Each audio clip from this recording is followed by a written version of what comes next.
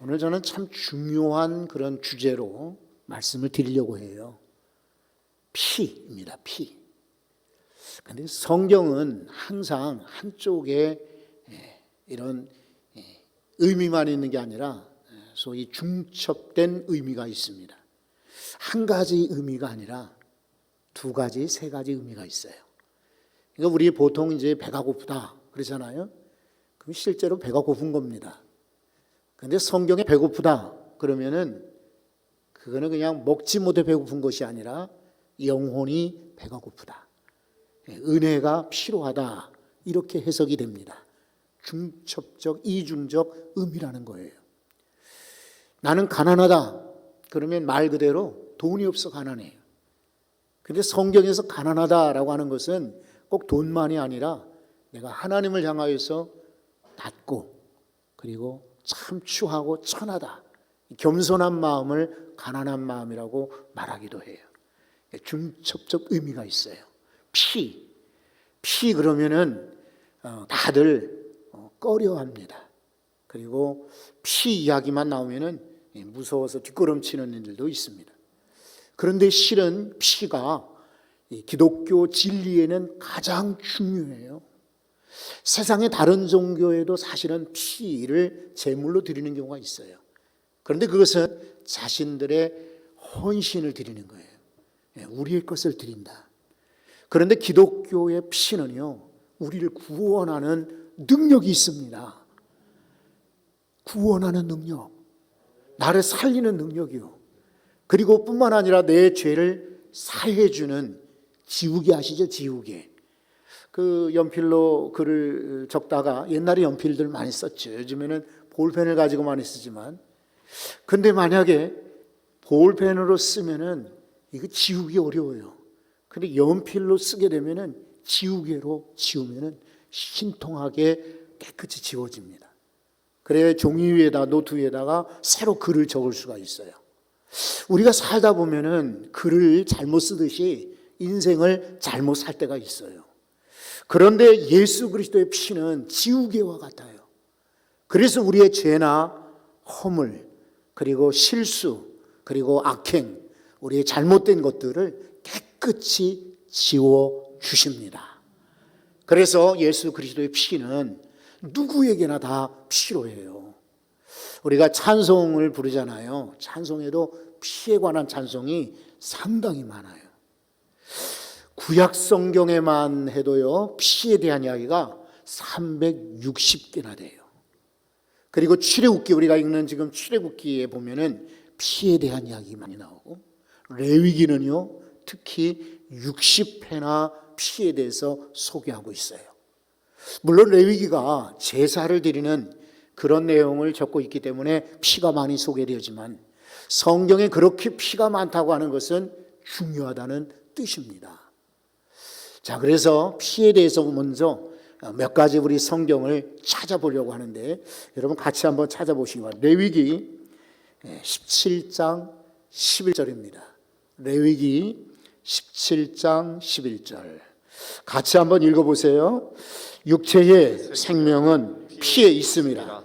내가 이 피를 너희에게 주어 제단에 뿌려 너희의 생명을 위하여 속죄하게 하였나니, 생명이 피에 있으므로 피가 죄를 속하느니라. 아멘. 긴 말씀이지만 요약하면 두 가지입니다. 생명이 피에 있다. 모든 살아있는 생명체들은요 피가 있습니다. 그 피가 빠져버리면은 사람이 죽는 거예요.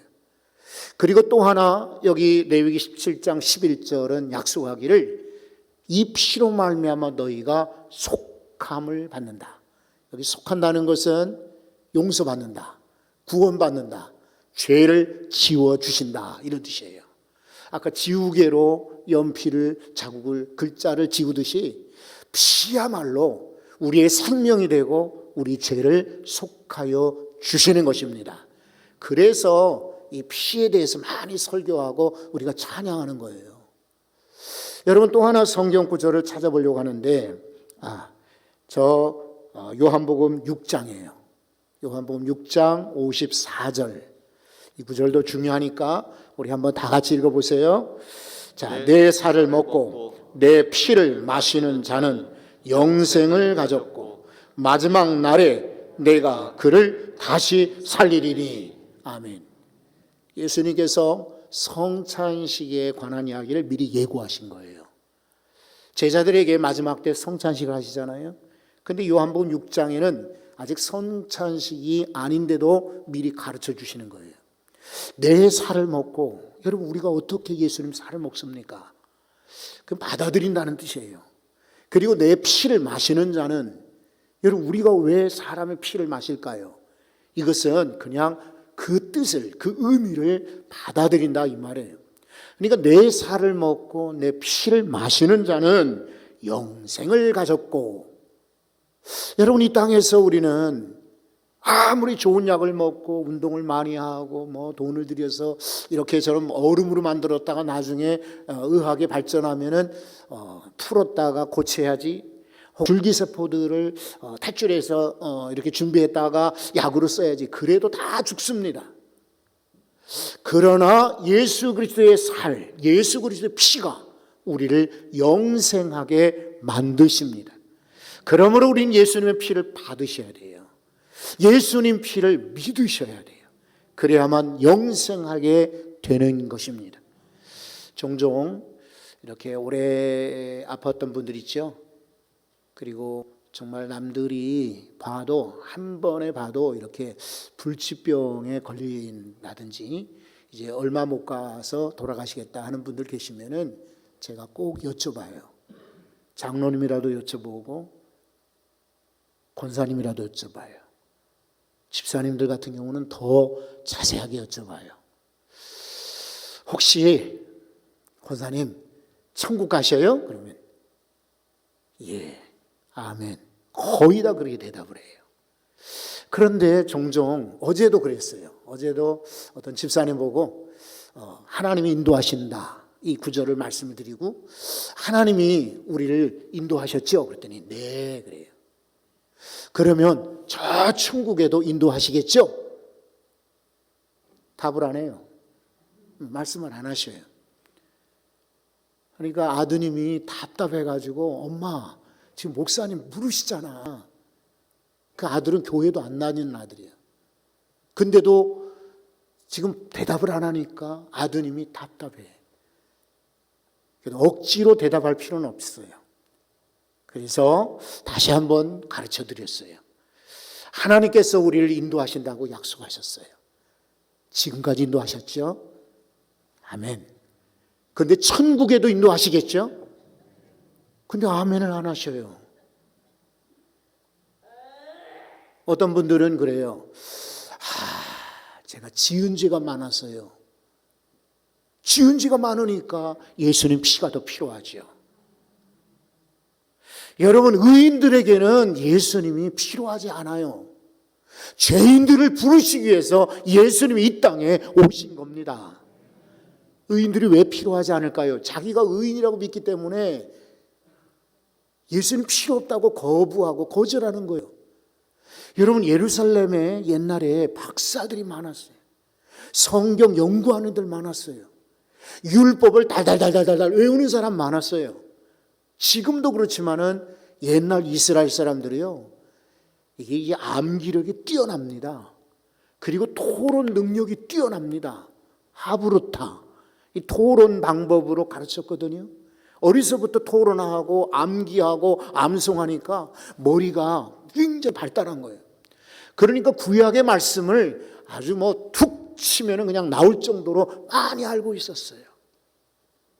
그런데 정작 그 동네에 메시아가 나타났는데, 저 동방에서 온 박사들은 메시아가 어디에 났을까라고 찾아왔으나, 예루살렘의 그 많은 박사들, 전문가들, 그리고 암송 많이 하고 율법을 많이 알고 가르쳤던 사람들은 정작 베들레헴에서 예수님이 나시는 것을 몰랐어요.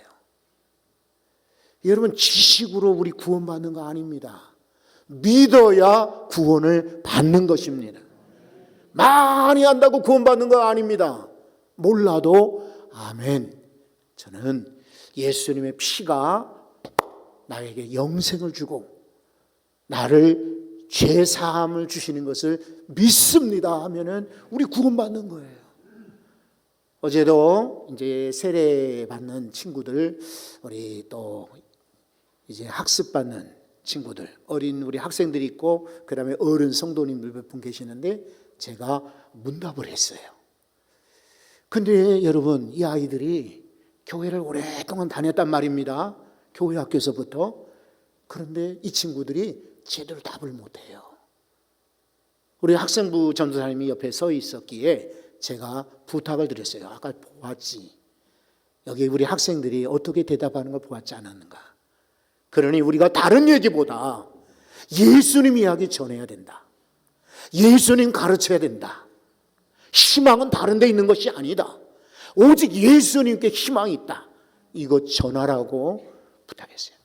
금방 깨달았겠죠. 눈으로 봤으니까. 성도 여러분, 여러분들이 오늘 예배하러 오셨습니까? 다른 것이 아니라 우리는 좋은 옷을 입고 천국 가는 것 아닙니다. 맛있는 거 먹는다고 천국 가는 거 아닙니다. 좋은 집에 살고 멋진 것 누린다고 천국 가는 것이 아니라 오직 예수의 피로 천국 가는 줄 믿습니다. 그래서 우리는 늘 고백해야 됩니다. 그리스도 예수의 피가 나를 사하여 주시고 구원에 이르게 하신다. 창세기에 아담과 하가 죄를 지었습니다. 이 사람들이 자기들이 벌거벗은 걸 아니까 뒤로 숨었습니다. 그리고는 무화과나무 잎으로, 무화과나무가 이제 잎이 이렇게 좀 커요. 잎으로 치마를 해서 입었습니다. 그때 하나님이 부르십니다. 아담아, 어디 있느냐? 아담과 하와가 있지만 아담아라고 할 때는 아담은 사람아 이런 뜻입니다. 아담이 숨어서 대답을 합니다. 저희가 죄를 지었기에 부끄러워서 숨었나이다. 이리 나와봐라. 그랬더니 얘네들이 나오는데 벌거벗은 걸 가리려고 나뭇잎을 한 거예요. 그러니까 하나님께서 그걸 가지고 되겠느냐 그러면서 다시 옷을 해 주셨어요. 창세기 3장 21절인데요. 이 구절이 기독교의 원복음이라고 해요. 원복음. 아주 시작되는 복음, 기초가 되는 복음이에요. 하나님이 아담과 하와를 위하여 무슨 옷을 해 입혔더라? 가죽옷입니다. 가죽옷을 해 입히셨다. 여러분, 이 가죽옷 별거 아닌 것 같으지요? 그런데 가죽옷을 만들려면 어떤 가죽을 얻으려면 그 동물이 희생되어야 합니다. 가죽을 벗기 위해서는 피를 흘리는 것입니다. 왜 아담과 하와를 위해서 가죽을 입었을까요? 바로 이것은 훗날 예수 그리스도께서 피 흘리시고 돌아가셔야 우리가 구원받는다. 죄를 가림받는다. 이걸 가르쳐 주시기 위해서 일부러 가죽옷을 해 입히셨던 거예요. 창세기 4장에 보면은요, 가인이 제사를 드립니다. 그리고 동생 아벨이 제사를 드립니다. 이미 여러분 아시죠? 가인은 곡식을 가지고 제사를 드렸고 아벨은 무엇으로 제물을 삼아 드렸을까요? 양을 잡았어요.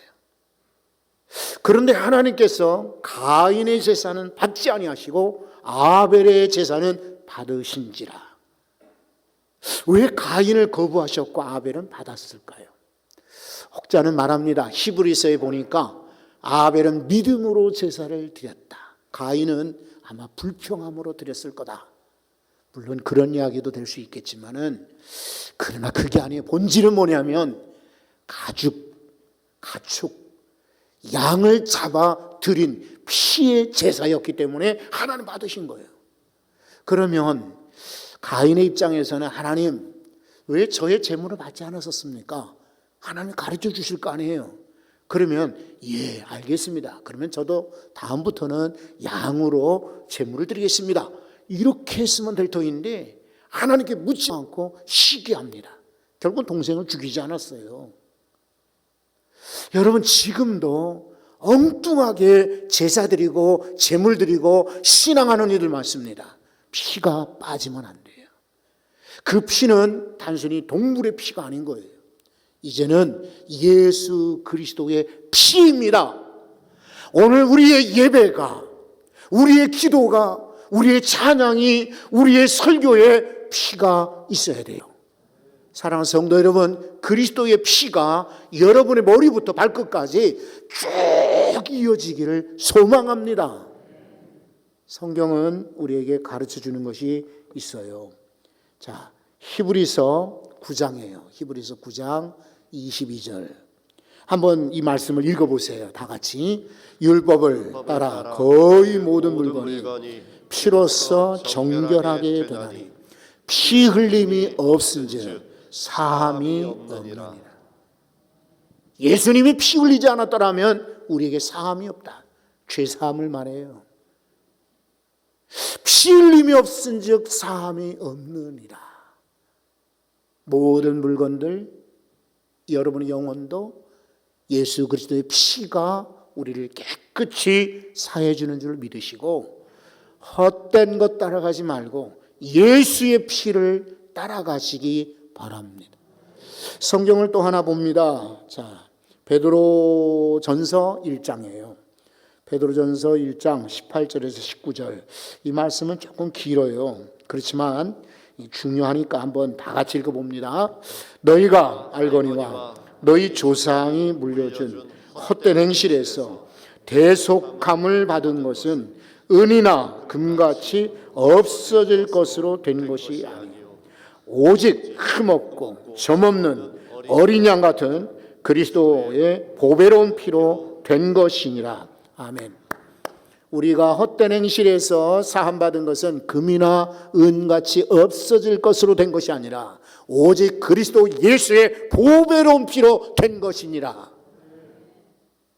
우리 악한 행실, 더러운 행실들을 깨끗이 하는 비결은 다른 것 없습니다. 이 세상에 어떤 비누나 세제나 어떤 화공약품으로 깨끗해질 수가 없습니다. 바닥에 떨어진 핏물이야, 페인트야, 뭐 이런 거 뭐 이렇게 세제 가지고 닦을 수 있지만은 우리 속에 더러운 피는 오직 예수 그리스도의 피밖에는 깨끗할 수가 없어요. 그런 거로 여러분의 심령 가운데 예수 그리스도의 피가 흘러나시기 바랍니다. 그런데 이스라엘 백성들이 해방을 해야 되는데 바로가요 해방시키지 않아요. 왜 그러냐면은 저 위에 성경을 봅니다. 14절이에요. 출애굽기 7장 14절. 자, 우리가 읽었습니다만 한 번 더 읽어봅니다.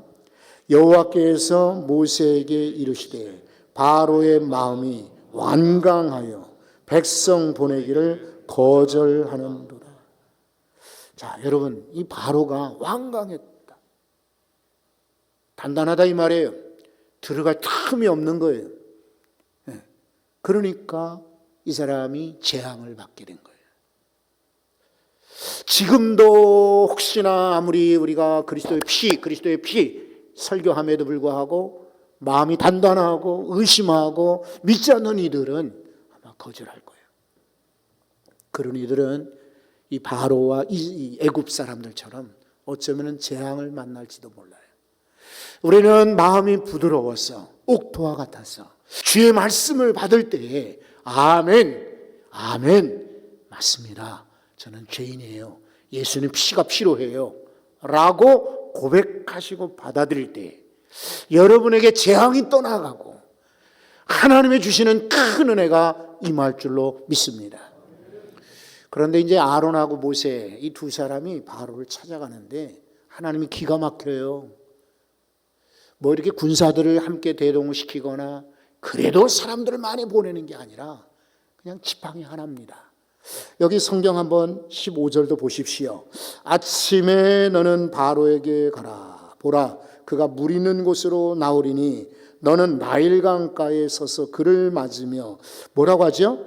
그 뱀 되었던 지팡이를 손에 잡고. 이거 하나예요. 기가 막히잖아요. 저 상대는 애굽의 제국입니다. 어마어마한 그런 권력자입니다. 말 한마디면 수많은 사람들을 살릴 수도 있고 죽일 수가 있는 아주 애굽 바로 왕은 대단한 그런 힘 있는 권세가입니다. 그 사람 앞에 이 모세와 아론은 돈을 쥐어준 것도 아니고 무슨 특별한 마술을 쥐어준 것도 아니고 덩치가 이만한 그런 경호원들을 붙여준 것도 아니고, 야, 지팡이 하나 들고 가라. 상대가 됩니까?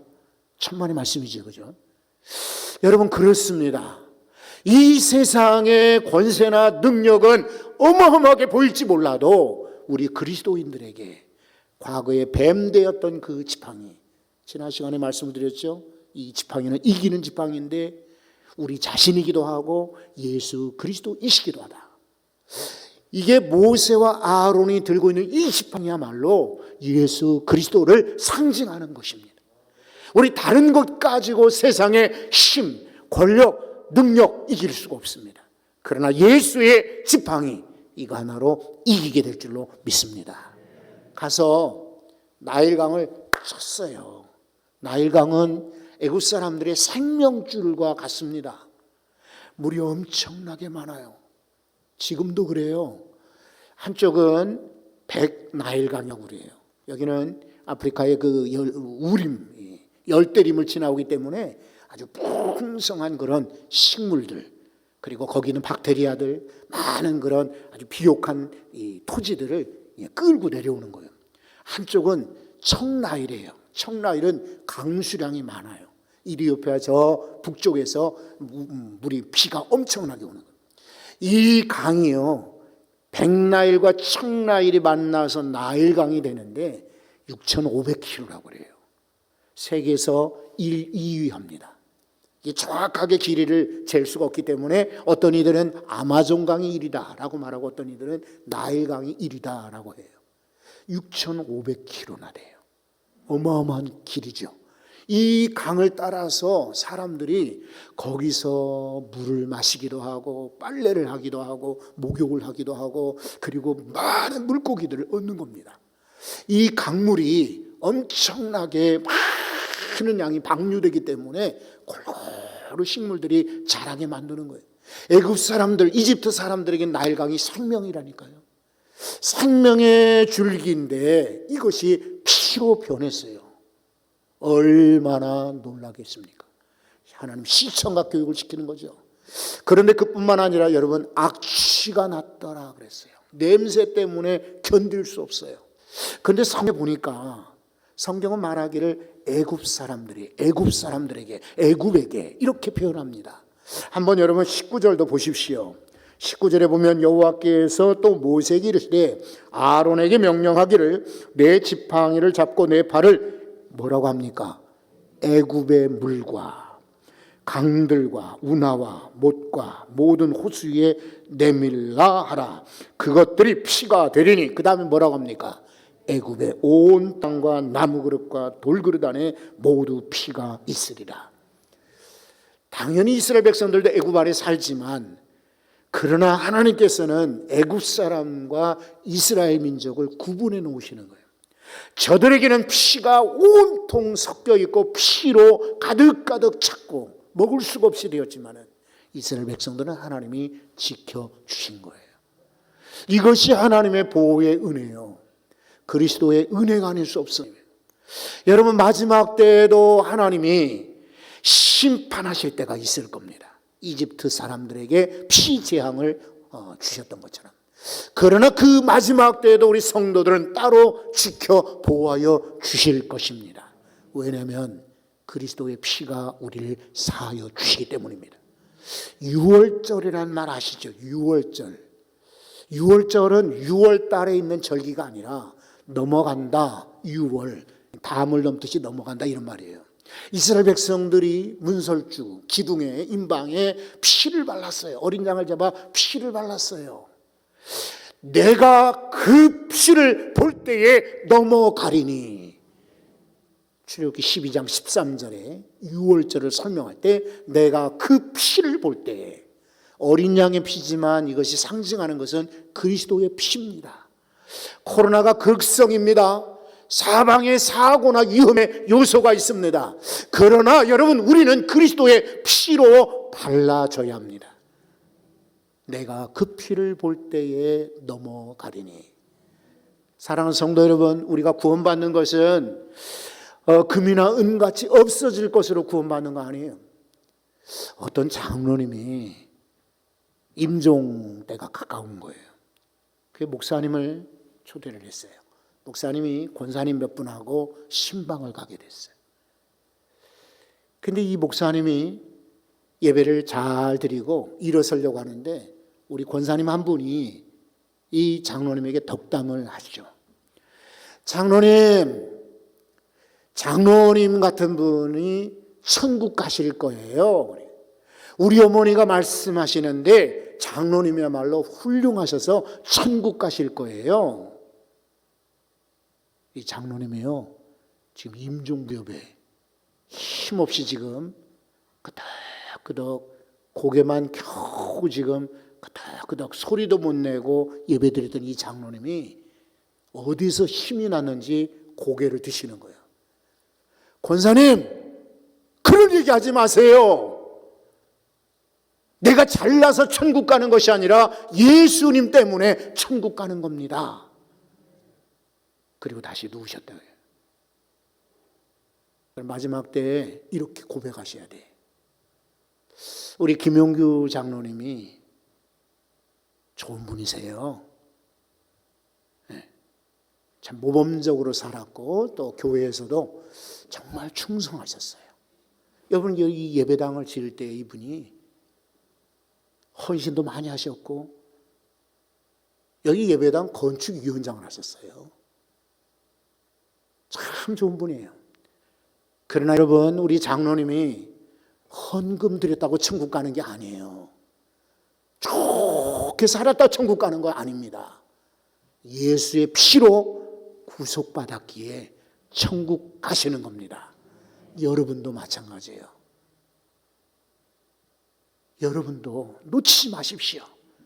내가 못된 행실에서 구속받는 것은 돈인 금이나 은이나 지위나 학벌이 아니다. 오직 예수 그리스도의 피가 나를 사하여 주신다. 영생 얻고 구원받는 우리 성도들 되시기 바랍니다. 찬송 한 장 드려요. 140